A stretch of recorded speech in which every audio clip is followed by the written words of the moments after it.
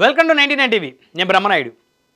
వంగవీటి కుమార్తె దారిటు ఇప్పుడు ఆంధ్రప్రదేశ్లో ఉన్నటువంటి వంగవీటి మోహన్ రంగా గారి అభిమానులు అందరూ కూడా ఆలోచిస్తున్నటువంటి ప్రధానమైనటువంటి అంశం, ఆయన కుమార్తె రాజకీయాల్లోకి వస్తున్నానని చెప్పేసి గత వారం క్రితం ఆవిడ ప్రకటించడంతో చాలామంది సంతోషపడినప్పటికీ కూడా మరికొంతమంది ఆవిడ ఏ రాజకీయ పార్టీలోకి వెళ్ళబోతున్నారు, ఏ రాజకీయ పార్టీలోకి వెళ్తే మనం ఆవిడ వెనక నడవడానికి అవకాశం ఉంటుంది అనే దాని మీద పెద్ద ఎత్తున చర్చించుకుంటూ ఉన్నారు. వంగవీటి మోహన్ రంగా గారికి ఆయనకి ఇద్దరు సంతానం, కుమారుడు రాధాకృష్ణ గారు. ఈయన 2004లో కాంగ్రెస్ పార్టీ తరపు నుంచి ఎమ్మెల్యేగా గెలిచారు. 2009 ప్రజారాజ్యం పోటీ చేసి 800 అతి తక్కువ ఓట్లతో ఓటమి చెందారు. 2014 వైఎస్ఆర్ కాంగ్రెస్ పార్టీ నుంచి పోటీ చేసి ఓటమి చెందారు. ఆ తర్వాత తెలుగుదేశంలో చేరారు. 2019 ఎన్నికలకు ముందు 19, 24 రెండు ఎన్నికలు ఆయన పోటీ చేయలేదు. అయితే 2029 ఎన్నికల్లో వంగవీటి రాధా గారు పోటీ చేయడానికి నిర్ణయం తీసుకున్నారు. ఇకపోతే ఆయన కుమార్తె వంగవీటి ఆశ. సో ఈవిడ మొన్నటి వరకు కూడా ఆస్ట్రేలియా సిటిజన్షిప్ ఉంది వీరికి. ఆవిడ భర్త ఆస్ట్రేలియాలో ఓ పెద్ద ఉద్యోగి అవ్వటం సాఫ్ట్వేర్ కంపెనీలో. సో వారు కూడా డాక్టర్ చదివినట్టున్నారు. అక్కడ కొన్ని వ్యాపారాలు ఉంటాం, అక్కడే సిటిజన్షిప్ ఉంటాం ఆస్ట్రేలియాలో. ఆ కారణంతో 2024కే వారు పోటీ చేయాలనుకున్నప్పటికీ కూడా, ఎందుకంటే 19 రాధాకృష్ణ గారు పోటీ చేయలేదు కాబట్టి 24 కూడా ఆయన పోటీ చేయట్లేదని తెలిసిన తర్వాత ఆశా గారు కంటెస్ట్ చేద్దామని అనుకున్నారనేటువంటి చర్చ నడుస్తూ ఉంది. అయితే వారికి సిటిజన్షిప్ ఉండటం వల్ల ఆస్ట్రేలియాలో వారికి ఇక్కడ పోటీ చేసే అవకాశం లేదు. అయితే ఇప్పుడు పూర్తిగా అక్కడ ఆస్ట్రేలియా సిటిజన్షిప్ క్యాన్సిల్ చేసుకున్నారు వాళ్ళు. సో ఇప్పుడు వారు ఇక్కడ ఆంధ్రప్రదేశ్లో ఎమ్మెల్యేగా పోటీ చేసేటువంటి అవకాశం వారికి ఉంది, ఎమ్మెల్యే కానీ ఎంపీ కానీ. కాబట్టి ఆవిడ మరి గత వారం 10 రోజుల క్రితం తను రాజకీయాల్లోకి వస్తానని చెప్పేసి విజయవాడ బందర్ రోడ్లో తమ తండ్రి గారి విగ్రహానికి నివాళులు అర్పించి తర్వాత కొన్ని కార్యక్రమాలకి వారు అటెండ్ అయినటువంటి పరిస్థితి. అయితే తన సోదరుడితోటి తనకు ఎలాంటి విభేదాలు లేవని, దారులు వేరైనప్పటికీ కూడా తాము ఇద్దరి గమ్యం ఒకటేనని చెప్పారు. తమ తండ్రి వంగవీటి మోహన్ రంగా గారి ఆశయాలు సాధించడం కోసం తాను రాజకీయాల్లోకి రావాలనుకుంటున్నానని, అయితే ఇప్పటివరకు ఎందుకు రాలేదంటే కుటుంబ బాధ్యతలు ఉండటం వల్ల తాను రాలేకపోయానని, సో ఇప్పుడు పూర్తిగా రాజకీయాలకే పరిమితం అవుదాం అనుకుంటున్నానని, తమ తండ్రి అనుచరులకి అభిమానులకి తోడుగా ఉందాం అనుకుంటున్నానని, వారి కష్ట సుఖాల్లో భాగస్వామిగా ఉందామని అనుకుంటున్నానని చెప్పేసి ఆవిడ ఇచ్చినటువంటి స్టేట్మెంట్స్ చాలామందిని ఆసక్తి రేకెత్తించే విధంగా ఉన్నాయన్నమాట. ఎందుకంటే ఆవిడ చాలా స్పష్టంగా మాట్లాడుతూ ఉన్నారు, మంచి వాక్చాతుర్యం ఉన్నట్టే స్పష్టంగా అర్థమవుతూ ఉంది. ఇకపోతే ఆవిడ ఏ రాజకీయ పార్టీ వైపు వెళ్తే బాగుంటుందనే దాని మీద పెద్ద ఎత్తున ఆంధ్రప్రదేశ్లో చర్చ నడుస్తుంది. ఎందుకంటే వంగవీటి మోహన్ రంగా గారి అభిమానులు అనుచరులు ఎంతోమంది ఎమ్మెల్యేలు అయినటువంటి రాష్ట్రం ఆంధ్రప్రదేశ్. చాలామంది ఎమ్మెల్యేలు అయ్యారు, ఎంపీలు అయ్యారు, మంత్రులు అయ్యారు ఆయన పేరు చెప్పుకొని. అయితే తన కుమారుడు మాత్రం ఒక్కసారికే ఎమ్మెల్యేగా పరిమితమయ్యారు. మరి భవిష్యత్తు రాజకీయాలు ఎలా ఉంటాయి అనేది మరి ఇంకా తెలియనటువంటి పరిస్థితి. అయితే కుమార్తె కూడా రంగంలోకి దిగారు. అయితే ఇక్కడ ప్రధానంగా ఒక అంశం, వంగవీటి కుటుంబంలో రాజకీయాలకు వచ్చిన రెండో మహిళగా ఆవిడని చూడొచ్చు. ఎందుకంటే వంగవీటి మోహన్ రంగా గారు 1985లో మరి విజయవాడ తూర్పు నుంచి కాంగ్రెస్ పార్టీ తరపు నుంచి మధ్యంతర ఎన్నికల్లో ఎమ్మెల్యేగా గెలిచారు. అంటే ఆ రోజు ఎన్టీ రామారావు గారి ప్రభావం తట్టుకుని ఒక రకంగా చెప్పాలంటే ఆయన మీద గెలిచినట్టే లెక్క. మరి ఆయన 3.5 సంవత్సరాల కాలంలోనే ఆయన హత్యకు గురైన పరిస్థితి. ఆ తర్వాత ఆయన భార్య వంగవీటి రత్నకుమార్ గారు 2 సార్లు అదే విజయవాడ తూర్పు నియోజకవర్గానికి 1989, 1994 2 సార్లు ఆవిడ ఎమ్మెల్యేగా గెలిచారు. కాంగ్రెస్ పార్టీ తరపు నుంచి 10 ఏళ్ల పాటు వారు ఎమ్మెల్యేగా కొనసాగారు. అయితే అదే క్రమంలో 89లో వంగవీటి మోహన్ రంగా గారి సోదరుడు శోభన చలపతిరావు గారు ఆయన ఒకసారి ఎమ్మెల్యేగా గెలిచారు. ఆ తర్వాత ఓటమి చెందారు ఉయ్యూరులో. అయితే 2004లో రాధాకృష్ణ గారికి కాంగ్రెస్ పార్టీ టికెట్ ఇచ్చింది. సో ఇంకా ఆ తర్వాత నుంచి వంగవీటి కుటుంబ ప్రాబల్యం రాజకీయంగా తగ్గుతూ వచ్చింది. అయితే ఇప్పుడు ఈవిడ రాజకీయ రంగప్రవేశం చేస్తున్న ప్రకటించారు కాబట్టి ఆ కుటుంబంలో 2వ మహిళా నాయకురాలు అవుతారు. ఎందుకంటే మొదట వారి తల్లి రత్నకుమార్ గారు ఆవిడ 2 సార్లు ఎమ్మెల్యే చేశారు కాబట్టి. సో అయితే ఆ కుటుంబం నుంచి వచ్చిన ప్రతి ఒక్కరిని ప్రజలు ఆదరించారు. ఆయన మరణం తర్వాత ఆయన భార్య వస్తే 2 సార్లు గెలిపించారు ప్రజలు. ఆయన సోదరుడిని ఉయ్యూరు నుంచి ఒకసారి గెలిపించారు. ఆయన కుమారుడిని విజయవాడ తూర్పు నుంచి గెలిపించారు. అంటే ఉమ్మడి కృష్ణా జిల్లాలో ఆంధ్రప్రదేశ్లో ఆయనకి అంత ఆదరణ ఉంది ప్రజల్లో. సో కాబట్టి ఆయన కుటుంబం నుంచి ఎవరు వచ్చినా వారికి ఒక అవకాశం ఇచ్చారు. కాకపోతే సమకాలీన రాజకీయాల్లో వాళ్ళు ఎత్తులకు పై ఎత్తులు వేయలేక కాస్త డౌన్ అయినటువంటి పరిస్థితి ఉంది. కాబట్టి మరి ఈసారి కుమార్తెకి ఆయన అభిమానులు కానీ, ఆయన అనునాయులు కానీ, ఆయన సానుభూతి పరులు కానీ అవకాశం ఇస్తారా అనేది అయితే ప్రశ్నార్థకంగా ఉంది. సో ఇప్పుడు ఈవిడ ఏ రాజకీయ పార్టీలోకి వెళ్తుంది? ఆల్రెడీ ఆవిడ సోదరుడు వంగవీటి రాధాకృష్ణ గారు తెలుగుదేశం పార్టీలో ఉన్నారు. కాబట్టి ఈవెన్ని తెలుగుదేశం పార్టీ యాక్సెప్ట్ చేయదు. సో ఈయన కాదని తెలుగుదేశంలో తీసుకున్న పరిస్థితి లేదు. ఆల్రెడీ ఇప్పటికే ఆయనకు మంత్రి పదవి ఇస్తామని హామీ ఇచ్చారు, ఇప్పటివరకు పదవి ఇవ్వలేదు. సో ఇంకా పదవి కూడా ఇవ్వకుండా ఆవిడకి ఆయన సోదరుని పార్టీలోకి తీసుకొని వస్తే ఈయనకి కాంపిటీషన్గా తీసుకొచ్చినట్టు అవుతుందని చెప్పేసి తెలుగుదేశం పార్టీ అయితే యాక్సెప్ట్ చేయదు. Number 1. Number 2, Janasena party. So Janasena party, ఆ పార్టీకి ఖచ్చితంగా ఇలాంటి నాయకులు అవసరమే, వారి అవసరం ఖచ్చితంగా ఉంటుంది. అయితే ఆల్రెడీ తెలుగుదేశంలో రాధా గారు ఉన్నారు. పవన్ కళ్యాణ్ గారు, వంగవీటి రాధా గారు అత్యంత సన్నిహితులు. ప్రజారాజ్యం పవన్ కళ్యాణ్ గారు రమ్మని రిక్వెస్ట్ చేస్తేనే ఆయన కాంగ్రెస్ పార్టీ ఎమ్మెల్యేగా ఉన్న వంగవీటి రాధా గారు అధికార పార్టీకి రాజీనామా చేసి ప్రజారాజ్యంలో జాయిన్ అయ్యి రాజకీయ జీవితం ఆయనది కాస్త ఇబ్బంది పాలవడానికి కారణం ఆ రోజు ఎపిసోడ్. అంత బాండింగ్ ఉంది. రాధా గారి పెళ్ళికి కూడా పవన్ కళ్యాణ్ గారు వచ్చి స్పెండ్ చేసిన పరిస్థితి. కాబట్టి జనసేన పార్టీలో ఈయనకి సమాచారం ఇవ్వకుండానో లేకపోతే ఈయనకి చెప్పకుండానో ఆవిడని పార్టీలోకి తీసుకునేటువంటి అవకాశమే లేదు. అందులో ఎలాంటి డౌటు లేదు. ఎందుకంటే కూటమంతా ఒకటే కాబట్టి. అందులో జనసేనలోకి ఆశయ గారిని తీసుకుంటే ఖచ్చితంగా చాలామంది జనసేన పార్టీలో ఉన్నటువంటి క్యాడర్ కాస్త నిరుత్సాహానికి గురవుతుంది.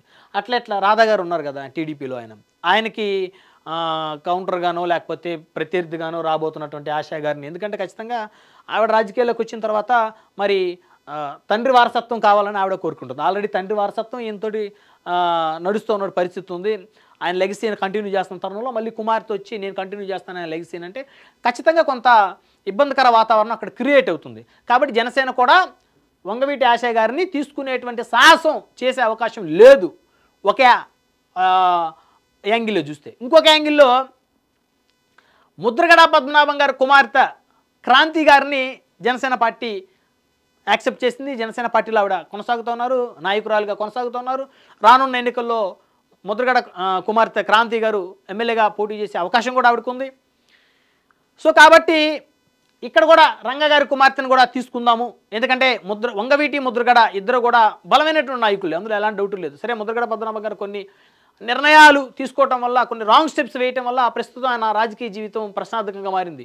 సో అయితే ఇక ఆయన పక్కన పెడితే ఆయన కుమార్తె పవన్ కళ్యాణ్ గారికి సపోర్ట్ చేశారు. 2024 ఎన్నికలకు ముందే పవన్ కళ్యాణ్ గారి గెలుపు కోసం ఆవిడ శాయశక్తులు ఆవిడ ప్రయత్నం చేశారు. కాబట్టి ఆవిడని జనసేన క్యాడర్ యాక్సెప్ట్ చేసింది, జనసేన అధిష్టానం యాక్సెప్ట్ చేసింది, జనసేన అధినేత యాక్సెప్ట్ చేశాడు. సో కాబట్టి ఆవిడని ఏ విధంగా యాక్సెప్ట్ చేస్తామో అదేవిధంగా రంగా గారి కుమార్తె ఆశయ గారిని కూడా పార్టీలోకి తీసుకొని ఆ పార్టీకి ఆ ఇద్దరు మహిళా నేతలని పార్టీ ఫ్రంట్ లైన్లో పెట్టి రాజకీయం చేసేటువంటి ఒక చక్కటి అవకాశం జనసేనకు ఉంది. మరి వారు యాక్సెప్ట్ చేస్తారా, రిజెక్ట్ చేస్తారా అనేది సెకండరీ. ఇక ఫైనల్గా YSR Congress party. So YSR Congress party ప్రస్తుతం 11 స్థానాలకే పరిమితమై ప్రతిపక్ష హోదా కూడా లేదు. ఆ పార్టీలో కీలకమైనటువంటి బలమైనటువంటి రెడ్డి సామాజిక వర్గం కూడా చాలా వరకు జగన్మోహన్ రెడ్డి గారి వెంట 2024 ఎన్నికలు నడవల. ఇక ఆయన రెండోసారి క్యాబినెట్ మరి విస్తరణలో భాగంగా, మార్పు చేర్పుల్లో భాగంగా కమ్మ సామాజిక వర్గానికి ఒక్క మంత్రి పదవి కూడా ఇవ్వలేదు. ఆ వర్గం మొత్తం కూడా ఆయన తీవ్రంగా వ్యతిరేకిస్తూ ఉంది. కాపు సామాజిక వర్గం మొత్తం కూడా జగన్మోహన్ రెడ్డి గారికి వ్యతిరేకంగానే ఉంది. ఎందుకంటే పవన్ కళ్యాణ్ గారి వైపు ఆ సామాజిక వర్గం మొత్తం కూడా ఆయన చెప్పినట్టు కూటమికి, తెలుగుదేశం, జనసేన, బీజేపీ కూటమి అభ్యర్థులకు ఓట్లేశారు. అయితే ఇప్పుడు ఆయనకు ప్రధానంగా సరే రెడ్డి సామాజిక వర్గం మళ్ళీ యాక్టివ్ అవుతూ ఉంది. 2029 ఎన్నికల నాటికి ఎంతో కొంత ఖచ్చితంగా మెజారిటీ రెడ్డి వర్గం జగన్మోహన్ రెడ్డి గారికి అనుకూలంగా మారుతుంది, అందులో డౌట్ లేదు. అయితే ఇక బలమైనటువంటి ఓట్ బ్యాంక్ ఆంధ్రప్రదేశ్లో కాపులు. ఆ ఓట్ బ్యాంక్ని ఎలాగైనా సరే ఆయన కనీసం ఒక 30-40% ఆయన తెచ్చుకోగలిగినా ఆయన రేసులో ఉంటారు. లేకపోతే రేపు కూడా ప్రతిపక్ష హోదా ఉండదు ఆయనకి. కాబట్టి ఆ సామాజిక వర్గం నుంచి బలమైన నేతల కోసం ఆయన వెతుకుతూ ఉన్నారు. ఆ క్రమంలో వంగవీటి ఆశయ గారు వైఎస్ఆర్ కాంగ్రెస్ పార్టీ అధిష్టానానికి ఖచ్చితంగా వారికి కూడా ఒక అవకాశం ఈవిడ రూపంలో దొరుకుతుంది. ఎందుకంటే పవన్ కళ్యాణ్ గారు బలమైనటువంటి నేత. సో అన్ని వర్గాలతో పాటు ఆయన సొంత వర్గమైన కాపు వర్గం ఆయనతోనే ఉంది. వంగవీటి రాధాకృష్ణ గారు రంగా గారి కుమారుడు. సో రంగా గారికి ఆ వర్గంలో ఎంత క్రెడిబిలిటీ ఉందో అందరికీ తెలుసు. ఆయన కుమారుడిగా మరి ఆయన తెలుగుదేశంలో ఉన్నారు. వైసీపీలో ఎవరు లేరు. ముద్రగడ పద్మనాభం గారు ఉన్నప్పటికీ కూడా ఆయన చేసిన కొన్ని పొరపాట్లు, ఆయన పేరు మార్చుకోవడం ముద్రగడ పద్మనాభ రెడ్డిగా, అవన్నీ కూడా ఆ వర్గానికి చెందిన యువతకి చికాకు కలిగించాయి. వాళ్ళు పూర్తిగా ఆయన పక్కన పెట్టేశారు. కాబట్టి కాపులు ఓట్లు ఆకర్షించాలంటే ఎవరో ఒకరు బలమైనటువంటి కాపు నేత ఆ పార్టీకి కావాలి అంటే రాష్ట్ర వ్యాప్తంగా ఆకర్షించేటువంటి కుటుంబం నుంచి కాపు నేతలు కావాలి. కాబట్టి వారికి ఉన్నటువంటి ఒక ఆప్షన్ వంగవీటి ఆశ గారు. రంగా గారి కుమార్తె. అచ్చం రూపంలో డిట్టో. ఆవిడని చూస్తే వంగవీటి మోహన్ రంగా గారిని చూసినట్టే ఉంటుందన్నమాట. వాళ్ళిద్దరు ఫోటోలు రెండు పక్క పక్కన పెట్టి చూస్తే. మంచి వాక్చాతుర్యం ఉంది, చక్కగా మాట్లాడుతుంది. అందులో మహిళ, చదువుకున్నారు, డాక్టర్ చదివినట్టున్నారు. కాబట్టి ఈవెన్ని పార్టీలోకి తెచ్చుకుంటే ఆ వర్గం ఓట్లు ఎన్నో కొన్ని తెచ్చుకోవడానికి అవకాశం ఉంటుంది. సో ఇకపోతే 2019 ఎన్నికల్లో కూడా బందర్ పార్లమెంటు పోటీ చేయమన్నాం మేము. సో ఆయన సెంట్రలే కావాలనుకున్నారు. కానీ సెంట్రల్ ఆయనకి ఇచ్చేటువంటి పరిస్థితి లేదు. అక్కడ ఆయనకి కాస్త ఆయన పోటీ చేస్తే ఓట్లు తక్కువ వచ్చేటువంటి అవకాశం ఉంది. ఆయన గెలుపు అవకాశాలు లేవు. బందర్ పార్లమెంట్ పోమన్నాం. బందర్ పార్లమెంట్ వైసీపీ గెలిచింది కదా 2019లో. సో మేము చెప్పిన మాట రాధాబాబు వినలేదు. మా మాట విన్నట్టయితే ఆయన చక్కగా ఎంపీ అయ్యి చక్రం తిప్పేవాడు. సో తెలుగుదేశంలోకి వెళ్ళి మరి వాళ్ళ కోసం కష్టపడి పనిచేసిన మంత్రి పదవి ఇస్తాను చంద్రబాబు గారు మోసం చేసి కనీసం ఎమ్మెల్సీ కూడా ఇవ్వలేదు. సో కాబట్టి రంగా గారి కుటుంబాన్ని తెలుగుదేశం సర్వనాశనం చేసింది రాజకీయంగా. ఆ రోజు ఆయన భౌతికంగా ఆయన్ని దూరం చేసే క్రమంలో ఆ పార్టీలో కొంతమంది కీలక నేతలు ఆ రోజు ఉన్నారు. ఈరోజు ఆయన కుమారుడిని రాజకీయంగా దెబ్బ కొట్టారని చెప్పేసి వైసీపీ ప్రచారం చేసుకోవడానికి ఇది ఒక బలమైన వారికి ఆయుధంగా తయారైంది. సో ఇప్పుడు వారు ఆశా గారిని చూశారు కదా, మేము ఆశా గారికి టికెట్ ఇస్తున్నాము. సో రంగా గారి అబ్బాయికి ఎవరిచ్చారు టికెట్? తెలుగుదేశం పార్టీ 2 ఎన్నికల్లో ఆయనకి టికెట్ ఇవ్వలేదు. 2019 కానీ 2024 కానీ 24లో వారు అధికారంలోకి వచ్చినప్పటికీ కూడా ఆయనకి సముచిత స్థానం కల్పించలేదు. సో మేము రంగా గారి అమ్మాయిని పార్టీలోకి తీసుకున్నామో లేదో, ఇది మచిలీపట్నం ఎంపీ ఇచ్చాము, లేకపోతే విజయవాడ సెంట్రల్ సీట్ ఇచ్చాము ఆవిడకి అని చెప్పేసి కనుక వాళ్ళు ప్రచారం చేసుకుంటే ఆయన వర్గం, వంగవీటి మోహన్ రంగా గారి వర్గంలో కానీ ఆయన అభిమానుల్లో కానీ చాలా చీలిక వచ్చేటువంటి అవకాశం ఉంటుంది. వాళ్ళందరూ కూడా ఆవిడతో కలిసి నడవడానికి అవకాశం ఉంటుంది. ఇప్పటికి కూడా ఆయన అభిమానులు ఏం కోరుకుంటారు? ఆయన కుటుంబం నుంచి ఎవరు ప్రాతినిధ్యం వహించట్లేదు అసెంబ్లీలో, వంగవీటి అనే పేరును అసెంబ్లీలో మేము చూడాలని చెప్పి చాలామంది అనుకుంటారు. సరే ఆశా గారి ఇంటి పేరు ఏముందనేది ఆవిడ సర్టిఫికేట్లో చూడాల్సిన అవసరం ఉంది. సరే వంగవీటి ఉందా లేకపోతే వారి భర్త గారి ఇంటి పేరు ఉందా? సో ఏదైనప్పటికీ కూడా ఆయన కుమార్తె అచ్చం ఆయన పోలికలతోటి ఆయన రూపాన్ని డిట్టో ఆవిడని చూస్తే ఆయన చూసినట్టే ఉంటుందన్న ఆ ఫీలు ఆయన అభిమానులకి ఉంది ఈరోజు. సో కాబట్టి ఆ ఇంటి పేర్లు పక్కన పెడితే ఆయన కుమార్తె ప్రాతినిధ్యం వహిస్తూ ఉన్నారు, అసెంబ్లీలో ఉన్నారు, ఆయన పేరు ప్రఖ్యాతలు ఇంకా కొన్నాళ్ళు కాపాడుకోవచ్చు అనేటువంటి ఒక సైకలాజికల్ ఫీలింగు ఆయన అభిమానుల్లో కనుక కలిగితే సో చాలా వరకు ఆవిడ వైపు ప్రయాణం చేసే అవకాశం ఖచ్చితంగా ఉంది. సరే చాలా వరకు చేయకపోయినా అట్లీస్ట్ ఆవిడ పోటీ చేసే నియోజకవర్గంలో అయినా, చుట్టుపక్కల 2-3 నియోజకవర్గంలో అయినా ఆ ఇంపాక్ట్ అనేది 100% ఉంటుంది. ఆ తర్వాత రానున్న రోజుల్లో ఆవిడ యొక్క నడవడిక, ఆవిడ యొక్క నాయకత్వ లక్షణాలను బట్టి ఆవిడ వెనక ఎవరు వస్తారు, ఎవరు వెళ్తారు అనేది అది సెకండ్ డిస్కషన్ తర్వాత. మొత్తానికైతే వంగవీటి ఆశా గారికి అయితే వైఎస్ఆర్ కాంగ్రెస్ పార్టీలోనే ఎక్కువ అవకాశాలు ఉన్నాయనేటువంటి చర్చ నడుస్తూ ఉంది. వైఎస్ఆర్ కాంగ్రెస్ పార్టీ కూడా వంగవీటి ఆశా గారిని రంగంలోకి దింపాలి, తమ పార్టీలోకి తీసుకోవాలని 2024 ఎన్నికల్లోనే ఆవిడని మచిలీపట్నం ఎంపీ అభ్యర్థిగా పోటీ చేయించాలని చెప్పేసి అప్పట్లో కొన్ని చర్చలు కూడా నడిచినాయి. వంగవీటి ఆశా గారికి మచిలీపట్నం సీట్ ఇస్తా ఉంది వైఎస్ఆర్సీపీ ఇవ్వాలనుకుంటున్నారని చెప్పేసి. అయితే ఆ వాటిల్లో వాస్తవాలు అవాస్తవాలు ఏంటో పక్కన పెడితే అప్పటికి ఆవిడ ఆస్ట్రేలియన్ సిటిజన్షిప్ ఉంది ఆవిడకి. సో కాబట్టి అసలు పోటీ చేసే అవకాశం లేదు. సో ఈసారి ఇప్పుడున్న పరిస్థితుల్లో వైసీపీకి అభ్యర్థులే కరువైనటువంటి పరిస్థితుల్లో వంగవీటి ఆశా కిరణ్ గారు ఒక ఆశా కిరణంలా వైఎస్ఆర్ కాంగ్రెస్ పార్టీ కళ్ళకైతే కనపడుతుంది అనే దాంట్లో ఎలాంటి అనుమానం లేదు. చూడాలి మరి వంగవీటి కుమార్తె రాజకీయ భవిష్యత్తు ఏ మలుపు తిరుగుతుందో అనేది.